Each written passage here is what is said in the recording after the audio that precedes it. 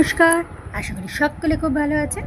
আজকে আমি পাঠ করে শোনাবো লেখক সৈয়দ মুস্তফা আলীর লেখা হাসির গল্প দাম্পত্য জীবন। কথায় কথায় বিবাহিত জীবন নিয়ে আলোচনা। সাহেব বললে, লন্ডনে একবার স্বামীদের 1.5 মাইল লম্বা প্রসেশন হয়েছিল স্ত্রীদের অত্যাচারের বিরুদ্ধে প্রতিবাদ জানাবার জন্য। প্রশাসনের মাথায় ছিল 5 ফুট লম্বা টিংটিঙে হাড্ডিসার ছোকরা। হঠাৎ বলা নেই কওয়া নেই 6 ফুট লম্বা ইয়া লাশ এক উড়ুত দুম করে তার দিকে এগিয়ে গিয়ে তার হাত ধরে এক হ্যাচকা টান দিয়ে বললে, তুমি এখানে কেন? তুমি তো আমাকে ডরাও না, চলো বাড়ি চলো। সুরসুর করে ছোকরা চলে গেল সেই খান্ডার বউয়ের পেছন পেছন। আমরা চীনা বন্ধুটি আদব মাফিক মিষ্টি মৌরি হাসি হাসলেন। সাহেবও খুশি হয়ে চলে গেল। গুটি কতক শুকনো নিম পাতা টেবিলের উপর ঝরে পড়ল।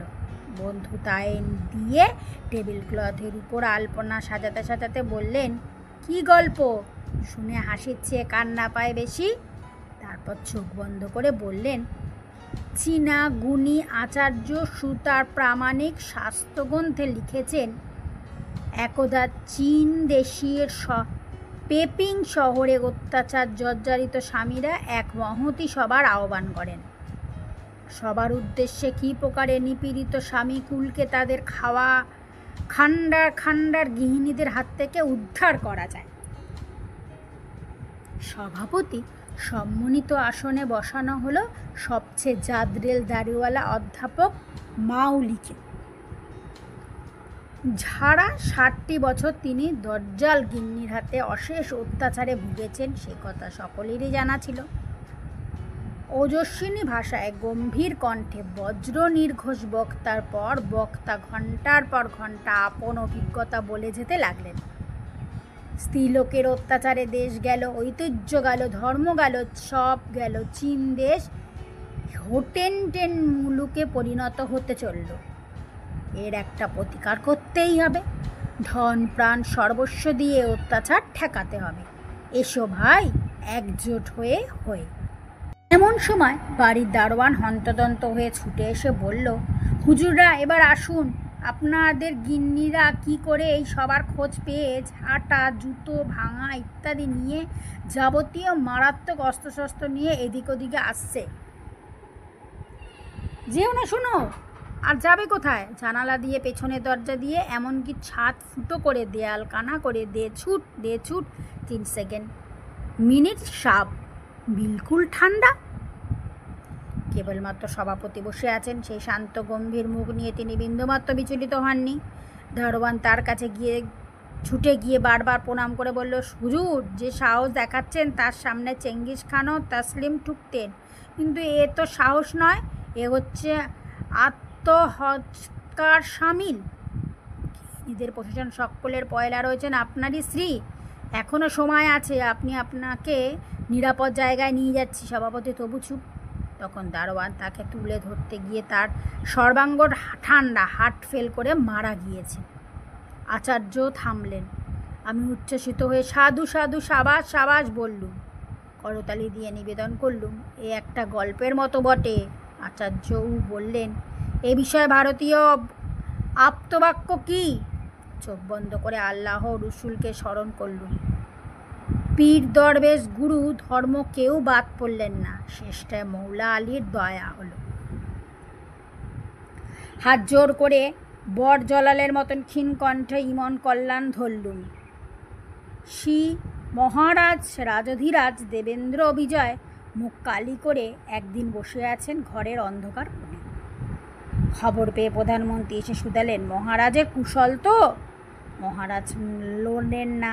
মন্ত্রী বিস্তর পিড়াপিড়ি করতে হঠাৎ খ্যাক করে উঠে বললেন, এ রানীটা, ও কি দজ্জাল, কি খান্ডারা! বাপ রে বাপ, দেখলে আমার বুকের রক্ত হিম হয়ে আসে। মন্ত্রীর যেন বুক থেকে হিমালয় নেমে গেল। বললেন, ও আমি ভাবি আর কিছু। তাতে অত বিচলিত হচ্ছেন কেন মহারাজ? বউকে তো সবাই ডরায়, আম্মাও ডরায়, তাই বলে তো কেউ আর একরকম ধারা গুম হয়ে বসে থাকে না। রাজা বললেন, ওই তুমি ফের আরেকখানা গুল ঝাড়লে। মন্ত্রী বললেন, আমি প্রণাম করতে পারি। রাজা বললেন, ধরো বাজি। কত মহারাজ? 10 লাখ। 10 লাখ? পরদিন সকাল থেকে সন্ধ্যা পর্যন্ত শহরে টোল পেটানোর সঙ্গে সঙ্গে বিষ্ণুত্তার পালা। প্যাঁচটায় শহরের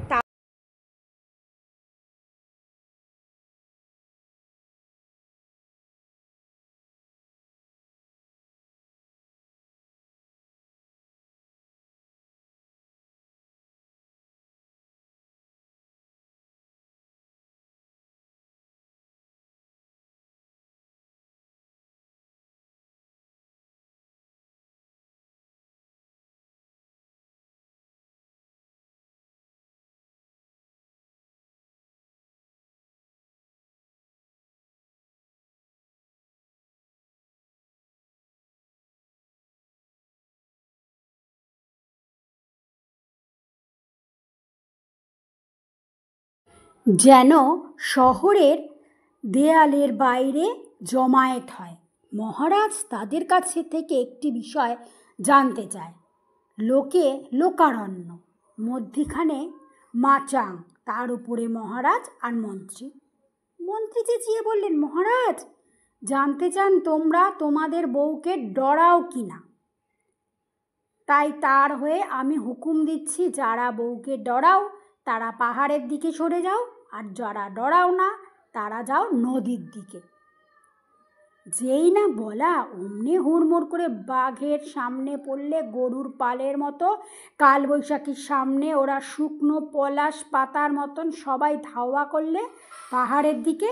একে অন্যকে পিষে দলে থেতলে 3 সেকেন্ডের ভিতর পাহাড়ের গা ভর্তি। মৌকে না ডরানোর দিক বিলকুল ফর্সা না, ভুল বললুম। মাত্র একটি রোঙা টিংটিঙে লোক সেই বিরাট মধ্যিখানে লিক লিক করছে। রাজা তো অবাক। ব্যাপার যে এরকম দাঁড়াবে তিনি আর কল্পনাও করতে পারেননি। মন্ত্রীকে বললেন, তুমি বাজি জিতলে, নাও 10 লাখ হার। মন্ত্রী বললেন, দাঁড়ান মহারাজ, ওই যে একটা লোক রয়ে গেছে। মন্ত্রী তাকে হাতছানি দিয়ে ডাকলেন। কাছে এসে বললেন, তুমি যে বড় ওদিকে দাঁড়িয়ে, বউকে ডরাও না বুঝি? লোকটা কাঁপতে কাঁপতে কাঁদো কাঁদো হয়ে বললে, অত শত বুঝি নে হুজুর।